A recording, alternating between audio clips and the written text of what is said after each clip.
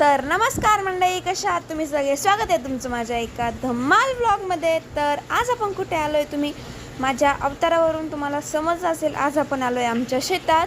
तर जुली फक्त दाराच्या मागेच पळत होती, कारण ती पण आज आमच्यासोबत आली होती शेतात. तर तिने पहिली वेळेस एवढं मोकळं वातावरण आणि ते बघितलं होतं, त्यामुळे ती नुसती फिरत होती.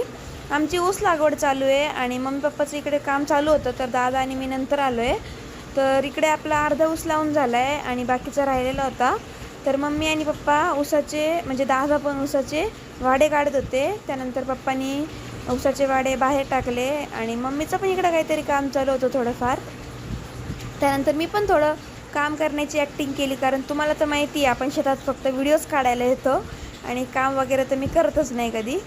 तर जुली नुसती चिखलातच खेळत होती आणि पूर्ण भरलेली होती, तिच्या तोंडापासून तर पूर्ण पायापर्यंत भरलेली होती. आणि दादा इकडे ऊसाचे छोटे छोटे तुकडे करत होता, कारण लावण्यासाठी मग ते सोपं जातं. तर जुली बघा फक्त पळतच होती. इकडे बघा नुसती पळतीच आहे. तिला आवाज दिला की लांबून पळत येते आणि परत चिखलात जाऊन बसली, थोडंफार खेळली आणि परत चिखलात गेली.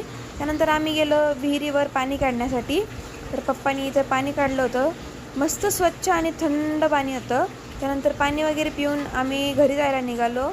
आणि इकडे आपली शेती आणि इकडे आहे रोड, म्हणजे रोड टच शेती आहे आपली. त्यानंतर घरी गेल्यानंतर थोडं फ्रेश झाले आणि आता आपण भेटूया उद्याच्या ब्लॉगमध्ये. तोपर्यंत